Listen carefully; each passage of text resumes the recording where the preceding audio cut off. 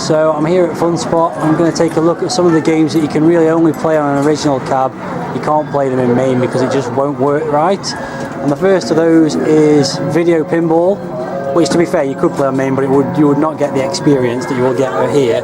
So firstly, let's take a look at the cab. It's an Atari game from roughly the turn of the 80s, I would have thought. And it looks like a pinball machine, but it is a video game. And you can probably make out that nice day glow look there. But the clever thing about this is that it's actually a reflection, because the playfield is really on the ceiling of the cab and reflected with mirrors, presumably, over the CRT, which is just black and white. And you play the pinball over the top, but it somehow knows where the bumpers are, so quite clever. So we'll take a look at that in action in just a moment. It's actually not very exciting to watch. It's a game of pinball, very simplistic, with 4 flippers. It makes a lot of noise, and basically it's just clever how it knows where to bounce the ball off when the layout's actually projected onto the screen from above. So yeah, don't know how Atari did it, but well done to Atari. Sadly, beyond the cleverness of it, it's not a particularly interesting game. It's quite kind of cool that it's got these LEDs that light up as well. Again, they're on the ceiling of the cab, not the bit that you're looking at. So yeah, cool game in terms of technological things, but it's a fairly boring pinball game.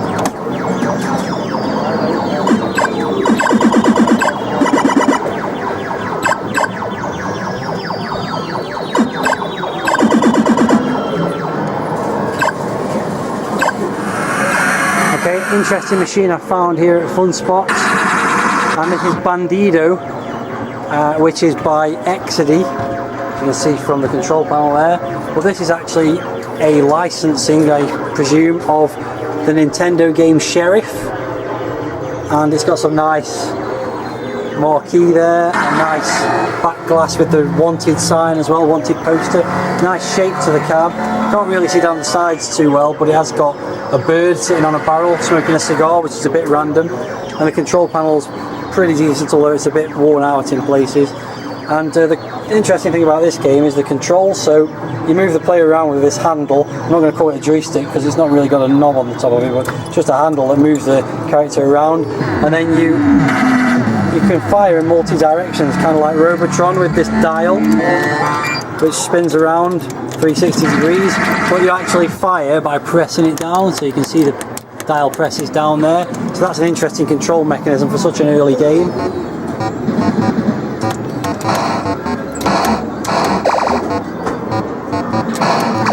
So basically it's like Robotron, sort of, and then you've got to clear all the enemies off the screen, and you've got rotational shooting controls, albeit really terrible ones.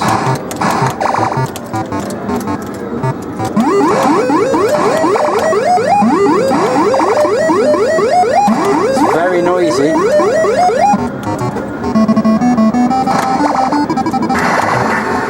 Every so often the cowboys floating around the outside come in and try and get you, and you still have to shoot them by rotating this knob and trying to point it in the right direction, which is proving quite difficult because there seems to be a direction that doesn't work. Ooh. He doesn't seem to be able to shoot that way. No, he just jumps past that direction. It's a bit broken.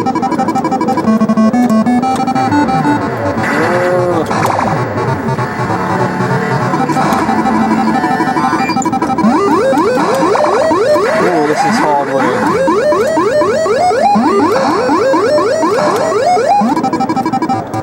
Got all make already.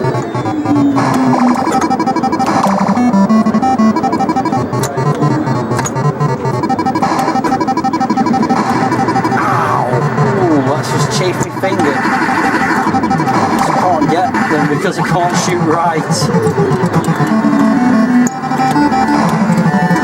Yes, the directional control is broken. And I've hurt my finger.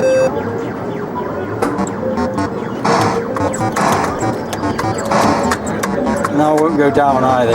Needless to say, the controls are a bit awkward on this, and the original Nintendo version, which I've played in the past elsewhere, was a lot better than this. Much nicer controls. Ooh, very noisy.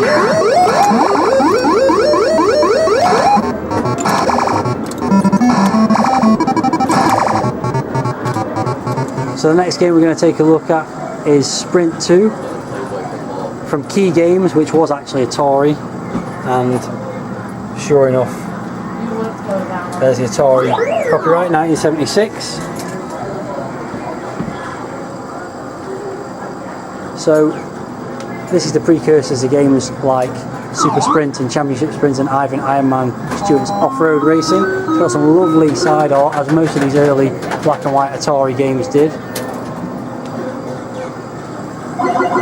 Take a look at this side of it, which is easy to look at. Very nice, interesting shaped cab as well, black and white game obviously. And the reason it's called Sprint 2 is not because it's a sequel to Sprint, but because it's a two-player version. So there is actually a Sprint 4 as well, and even a Sprint 8 I believe. So yeah, it's 4-way gears, steering wheel, 4 gears, accelerator pedal per player, and you drive around the track, and the track just changes intermittently. So we'll take a look at it in action. And the first thing you can do is choose a track by pressing a button here. Lots of different tracks. Let's start with something nice and easy. That looks quite easy, let's go with that one. Then we push the start button, which I can't see, that must be it there. Oh, and on this side. Didn't know that. So you've got 4 gears, which makes it very challenging straight away. Oh.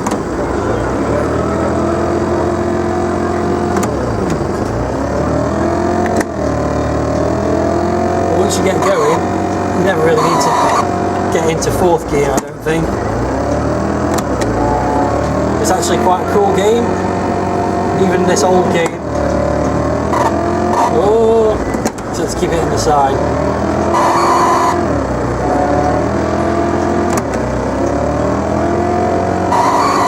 Stop hitting me. There's probably too much to do on a game this old.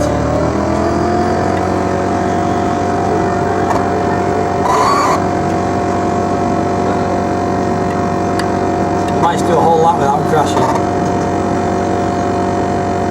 Well, there's quite a bit of speed for such an old game.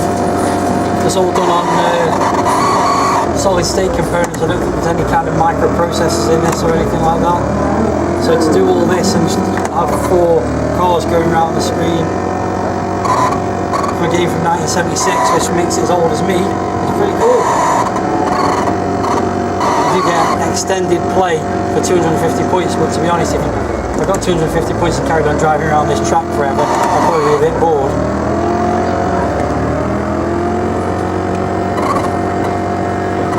Well, let's try and get it into 4th anyway and see what happens. Oh my god! Whoa! Oh.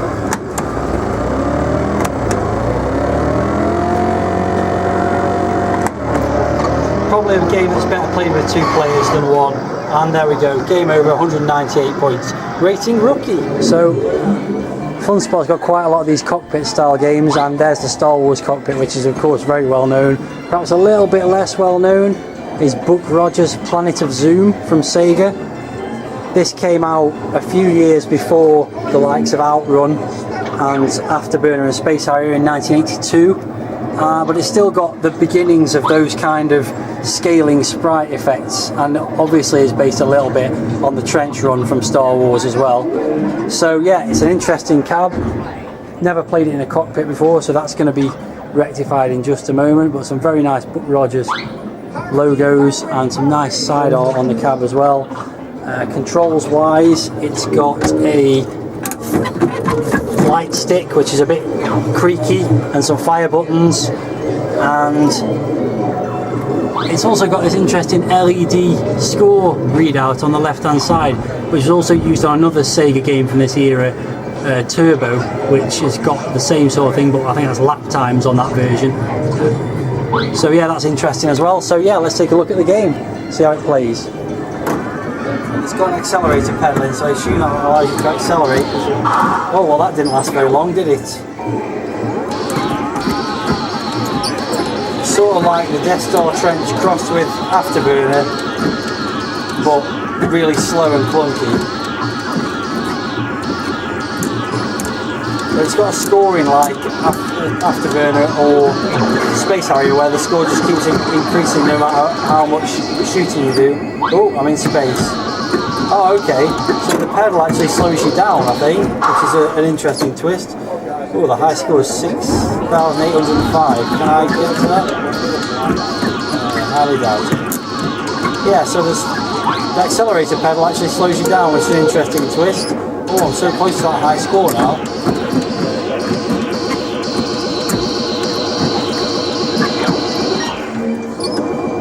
Oh, I've beaten the high score on my first ever game. And it's quite a terrible game, really. It looks nice for its time. It's got an interesting cabinet, but it's bloody awful.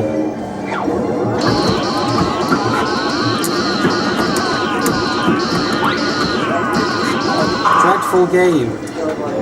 Game over, thank God for that. But I did get the high score. Here's a game that until I came to Funspot I'd never played before, never even heard of, I don't think. Strategy X, which is by Stern, and it's a pretty run-of-the-mill looking scrolling shooter, but it's got a very interesting control mechanism. It's got buttons to rotate the turret on the tank, and then it's got a normal joystick, but it's also got this weird little button on the top of the joystick that does the firing. So I thought we could take a look at that, just because it's a bit weird looking, really. Also, doesn't the screen layout look a little bit like Rally X? That's what I thought, anyway. Cabinet wise, it's kind of dull. It's got a Strategy X logo on, some boring Stern artwork down the sides, and a pretty boring control panel as well. But maybe it'll be an interesting game. So, let's see how this goes with this ridiculous little joystick with this little knob on the top of it. So these buttons rotate the turret of the tank, which is a very arbitrary looking tank, very generic looking circle. Abstract is the word I was looking for, not arbitrary. And I've been shot already. This is not going well. When it's got a high score of 8,500, you know it's going to be a bit of a tough game, I think.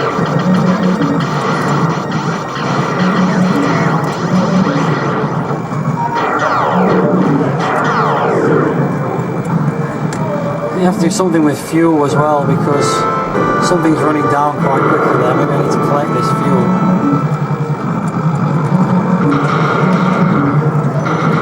Yeah, that's helped, I think. So you have to collect the fuel, try not to get shot by things, and move this silly tank around whilst shooting at stuff. It's quite difficult. And quite terrible graphics as well. Oh, okay, so yeah, that's how you top your fuel up.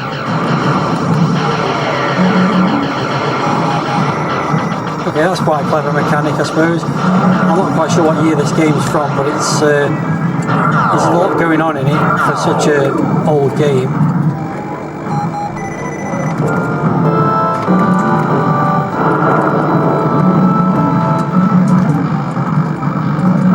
Very awkward to play with this joystick with the fire button on the top of it.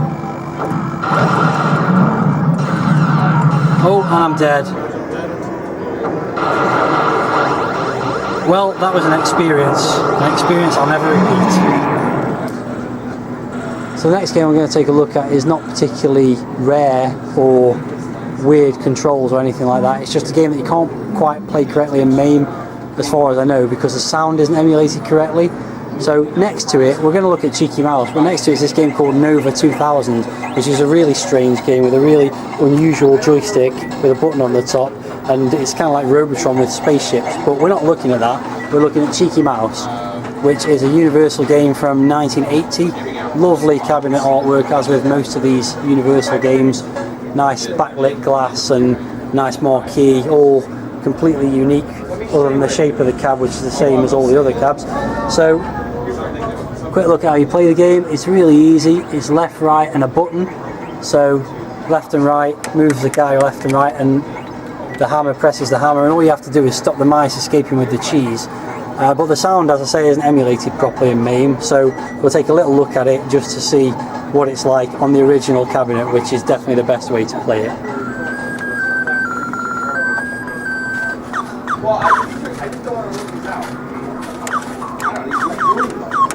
So this is Cheeky Mouse, and all you've really got to do is hammer the mice and stop them from going through the floor to get the cheese. But if they get the cheese, you get twice as many points for each mouse you hit. So there is an argument, a risk-reward mechanism for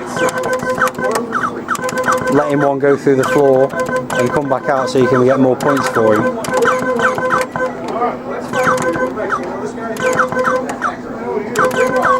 And it's got quite cute characters. It's very simplistic graphics, but it's quite a lot of fun, and it's very noisy, very squeaky, and those are the noises that you can't hear when you play it on MAME because they're not emulated properly. And that's pretty much all there is to the game. Once you've cleared one level of mice, you move on to the next level. Eventually you get these little purple gremlins chasing after you, which don't go under the floor, but you do get points for hitting them, and if they hit you, then you lose a life. You also lose a life if all the mice steal all your cheese from under the floor. Quite why this guy has got all these pieces of cheese under his floor and all these mice want to fly in and steal them, I'm not entirely sure. It's not big on story.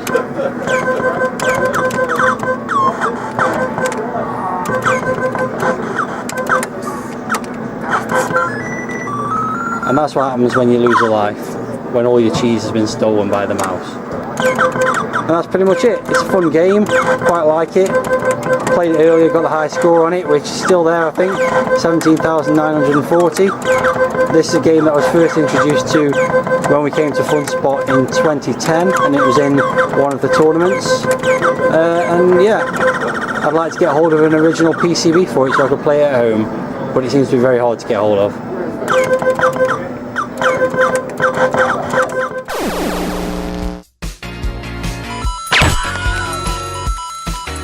If you only knew the power of the dark side. 2, 1, 0.